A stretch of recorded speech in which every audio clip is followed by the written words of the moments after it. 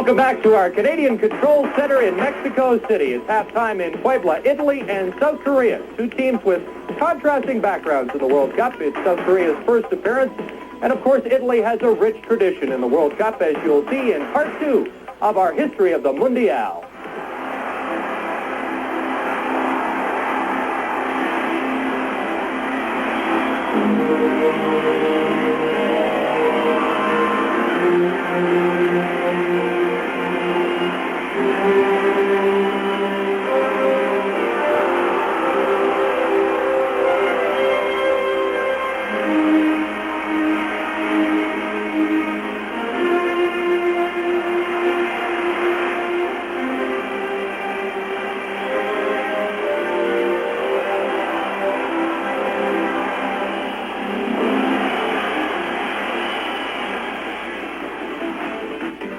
In 1934, 32 countries entered for the second World Cup in Rome. With the eyes of the world focused on this country, Mussolini planned to turn the competition into a huge public relations event for his fascist party. Once again, the host country reached the final. Italy met Czechoslovakia before a huge crowd. Although thousands of Czech fans had crossed the Alps to support their team, the Italians won 2-1. Whatever reservations FIFA had about Mussolini using the tournament for his own political purposes, there is little doubt that this World Cup had proven to be a major sporting event.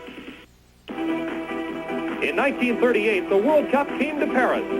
FIFA invested 2 million francs on a new stadium and player accommodations. The investment paid off. Before a capacity crowd, Italy faced Hungary in the final and deserved their 4-2 victory.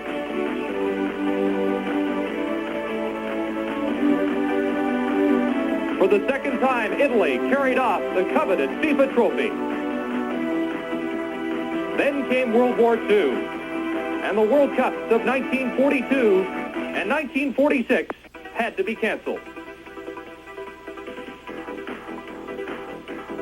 The fourth World Cup was held in Brazil. In 1950, far away from the ravages of war-torn Europe. The major matches were held at Maracana Stadium with a capacity of 205,000. It is still the largest football stadium in the world. In many ways, it was an extraordinary competition with exciting, dynamic football. Unfortunately, India withdrew from the competition when FIFA insisted they wear football shoes. England, with Billy Wright and Stanley Matthews, made it to the World Cup for the first time in 1950 and lost 1-0 to the United States. No one could quite believe it. Everybody expected Brazil to be victorious, but the hosts lost 2-1 to Uruguay. And the crowds at Maracana Stadium couldn't believe it either. Switzerland was the host of the 1954 World Cup. Hungary met West Germany in the final and gambled by starting injured star Puskás. The gamble appeared to pay off early. Hungary scored twice in the first 8 minutes. But the West Germans fought back with 1 goal.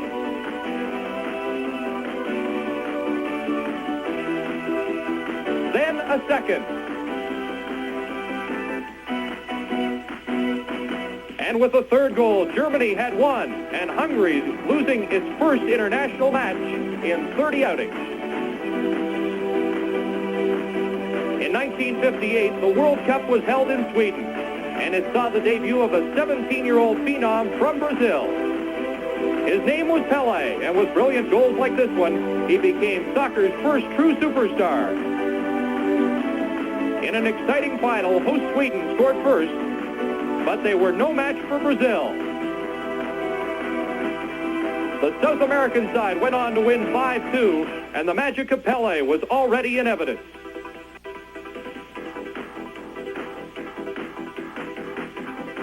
At 17, he was a national hero, and for the first time, Brazil was world champion. It was scenes like these, watched by the largest international TV audience to date, that established Pele as a superstar overnight. And of course, Pele was just starting. We'll have more of the history of the World Cup tomorrow, and we'll have more of our halftime with highlights of yesterday's action. The Labatt TV series returns in a moment.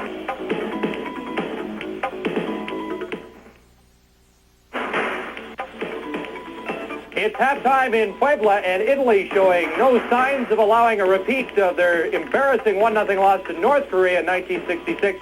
They lead 1-0, and had Altobelli not missed the penalty kick, it could have been worse. Group A action ending today. Group C completed their first-round play yesterday, and it was the final game of World Cup 86 for Team Canada as they faced the Soviet Union, who had the first good scoring opportunity. Protasov stopped there by Tino Lettieri. Dale Mitchell had the best chance for Canada with this free kick. It looked like it was in, but just goes off the top of the mesh, and that was as close as Canada would come. In the second half, Lipschichenko lifts this ball just over the ball, close call. And then Belanov centers to Blockine, and the Soviet Union was on the board in the 60th minute with a great goal. Belanov with fresh legs coming on as a stop to Blockine, and the Soviets had a 1-0 lead. Here's a close call and a great save by Tino Lettieri, who had a strong game in goal for Canada. But Zabarov, another sub in the second half for the Soviets, moves in and flips that one over top of the goaltender, and the Soviets had a 2-0 lead. Another look at Zabarov as he moves in and just lifts this one over Tino Lettieri. Here was Canada's closest call in the second half. Bobby Lenarduzzi would like to have that one back. Canada beaten 2-0 by the Soviet Union in their final game of World Cup 86. The other game featured France and Hungary, and the French put on quite a display. They opened the scoring in the 30th minute. A great goal here as Ayash sends the ball across, and it's headed into the back of the goal by Stopira. And France was off and running. Another look as Stopira heads this one by the goaltender for Hungary, and it was 1-0. Then Luis Fernandez had a break.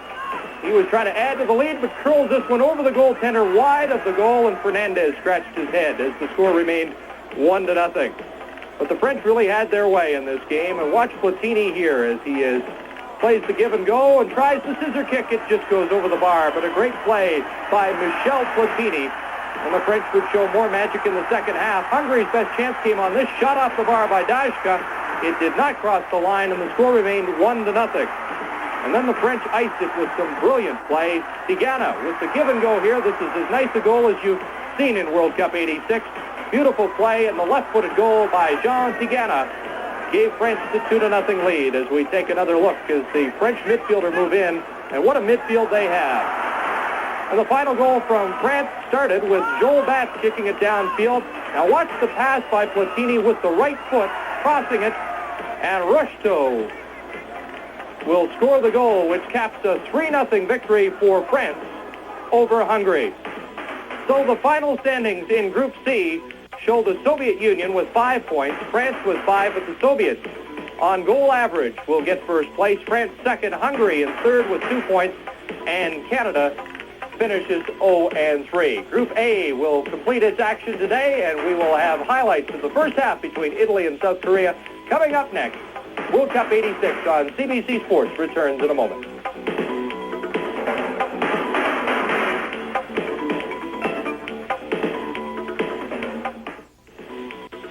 A strong first half for Italy against South Korea in Group A action in Puebla today. They have a 1-0 lead. It could have been more had Alessandro Altobelli not missed a penalty kick. Nevertheless, the Italians seemed in control, but remember, the South Koreans have played very strong in the second half of both their previous games. Let's take a look at first half action, and it started with Conti on the give and go, and he'll put a cross over to Altobelli, whose header just goes over the bar. The Italians had the first good scoring opportunity. Then a free kick by Di Gennaro goes into the box, headed by Cabrini, and what a great save by the South Korean goalkeeper, Oh. Take another look at this, one of the best saves of World Cup 86 so far. In the 18th minute, though, the Italians strike first. Galvarisi will be hauled down in the box, no call, but Di Gennaro continues to work with the ball. Credit him for this goal. He sends it across Altobelli off his chest and calmly puts it into the back of the net. Let's take another look at Altobelli's finish as he scores his third goal of this tournament. The South Koreans have been criticized for their tough, illegal tackling in this tournament so far, and here is another example as Banyi is taken down. So Banyi decides to take matters into his own hands with a little punch. Nothing further came of that, and this was the best Korean opportunity of the first half. Young with the header, and it just goes wide of the bar. And here is the penalty kick call. The foul in the box as Altobelli is dumped, and everyone expected Italy to go ahead 2-0. Altobelli misses, though, here as it's off the post, and it's 1-0. Same score at Olympico Stadium. Argentina leads Bulgaria, and the Labatt TV series returns in a moment. Welcome back to Puebla, and the second half in this game between South Korea in red and the Italians in white. The second half just nicely underway. Italy leading by a score of 1-0, as you saw in the highlights from Chris. It was a goal from Altobelli, who really should have had a second goal had he not missed that.